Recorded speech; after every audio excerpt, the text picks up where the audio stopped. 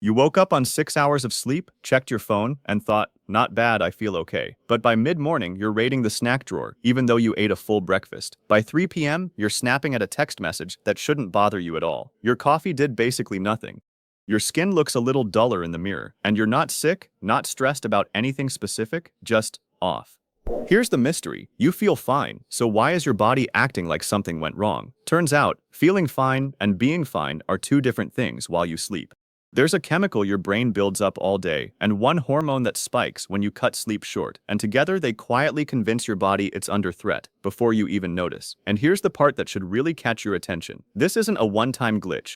It's a pattern your body runs every single time sleep gets cut short, whether you notice it or not. So the real question isn't how tired you feel, it's what your body already logged last night, without asking your permission. Let's start with the ledger. From the moment you opened your eyes yesterday morning, your brain started stacking up a chemical called adenosine. Think of it like sand falling into an hourglass, 1 grain for every hour you're awake. It doesn't care if your day was calm or chaotic, productive or lazy. It just accumulates quietly in the background, completely separate from how you felt. By the time you climbed into bed, that hourglass was nearly full. And here's the part almost nobody thinks about. Adenosine isn't the enemy. It's actually the thing that makes you feel sleepy in the first place. Your body's plan is simple. Build it up all day, then clear it out overnight, during 7 or more hours of sleep. That clearing process is non-negotiable. It's not a bonus feature, it's the entire point of the night. But you only gave it 6 hours, so the hourglass didn't fully empty. Some of that adenosine just sits there, left over, like unpaid debt rolling onto tomorrow's bill. And this is where the mismatch starts. You wake up, glance in the mirror, and think, okay, not bad. But your brain is still operating with yesterday's chemical residue on board. That's the wired but exhausted feeling. You're tired underneath, but keyed up on the surface, because your body is already trying to compensate for a job it didn't finish. It's also why your coffee barely touches the fog. Caffeine works by blocking adenosine's usual doorways in the brain. But when there's extra leftover adenosine crowding those doorways, caffeine has to fight through a bigger crowd just to make a dent. Same cup, same caffeine, weaker result. That's not your coffee failing you. That's the leftover ledger getting in the way.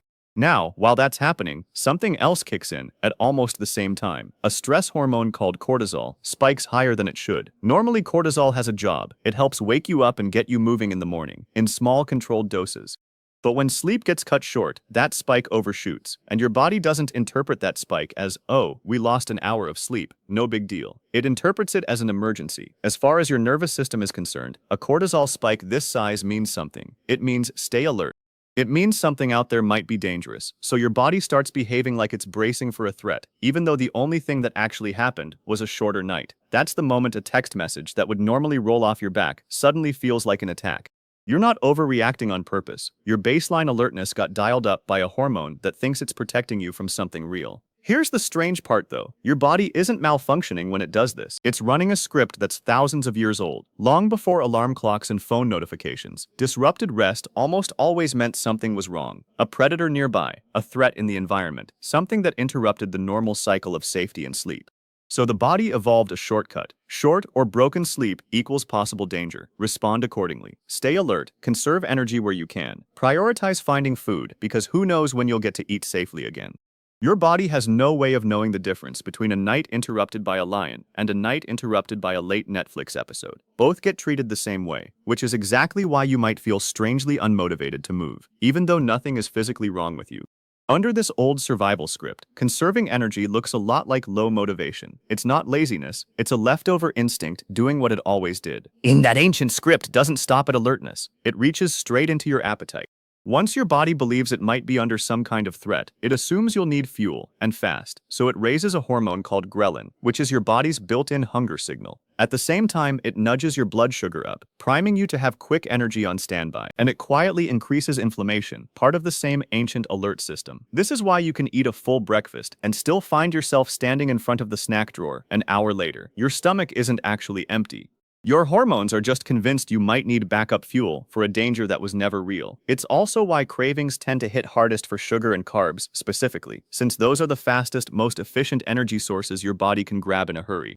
This cascade doesn't stay invisible either. It eventually shows up somewhere you can actually see. The same inflammation and hormone shifts that spike your hunger also affect the surface of your skin, showing up as puffiness or a duller, flatter look after a short night. It's a strange kind of proof. Your body logging a stress event so clearly that it's written right there on your face, even while you're standing in the mirror telling yourself you feel fine. And here's the part that quietly raises the stakes. One short night runs this entire sequence exactly once. A little leftover adenosine, a cortisol spike, some extra hunger signaling, a bit of duller skin, mild, manageable, easy to shrug off, but repeat that short night again and again across several days in a row, and the sequence doesn't calmly reset each morning. It stacks. The leftover adenosine from one night adds to the leftover from the next. The cortisol spikes start overlapping instead of settling. What started as a mild afternoon craving can slowly sharpen into something closer to genuinely hard to ignore. Here's the part that actually makes this whole mystery good news. This cascade isn't some permanent glitch you're stuck managing forever. It has a built-in off switch, and your body already knows how to use it. Adenosine is designed to fully clear during 7 or more hours of sleep. Cortisol is designed to settle back down during that same window. Give your body that full stretch, and the leftover chemical residue simply doesn't build up in the first place. There's no special trick required, no supplement, no gadget, no complicated routine. The off switch is just time, the right amount of it, used the way it was designed to be used. So instead of wondering whether you're one of those lucky people who just doesn't need much sleep, you can actually test it, not with a guess, not with a vibe, but with your own body as the evidence. For 3 nights, pick one fixed wake-up time and keep it exactly the same each morning. Then count backwards 7 hours from that number to find your bedtime. Treat that window as non-negotiable, the same way you'd treat an appointment you can't cancel. Not 8.5 hours of ambition, not 5 hours of catching up on a show, just that specific window, protected, 3 nights in a row. And here's something worth sitting with before you even start. None of this happened because you did something wrong. The wired but exhausted feeling, the snack drawer raid an hour after breakfast, the way a random text set you off, that wasn't a discipline problem. That was your body running a very old, very literal protection routine. It thought it was helping you stay alert and fueled for something dangerous. It was doing its job. It just didn't have the memo that a short night at your desk is nothing like a threat in the wild. So there's nothing to fix about your character here. There's only a window of time to adjust. Over those 3 nights, don't look for some dramatic before and after. Just pay attention to a few specific, familiar signals. Notice what your energy actually feels like around 3 in the afternoon. Notice whether irritation shows up as easily over small things, like a slow reply or a minor inconvenience.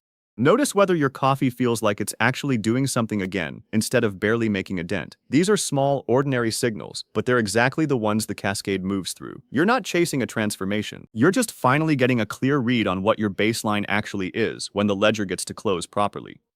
Here's where it gets interesting. If you notice that on a night you fall short of that window, the fog, the cravings, and the short fuse creep back in, and on a night you hit the full window, they ease off, that's not a coincidence you can wave away. That's your own body handing you the evidence, in your own daily experience, that the cascade was real all along.